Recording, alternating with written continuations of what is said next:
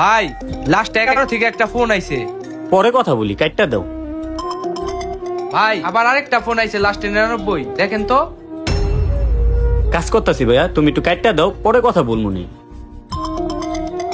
Nobel ভাই আপনার মা ফোন দিছে। দেখি।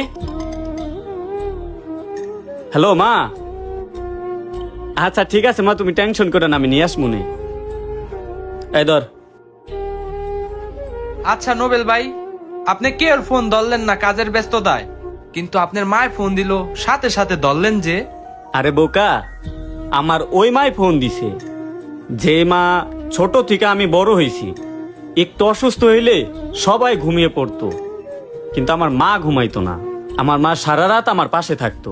আমার সেই মা ফোন দিছে, আর তার ফোনটা আমি অবহেলা করব?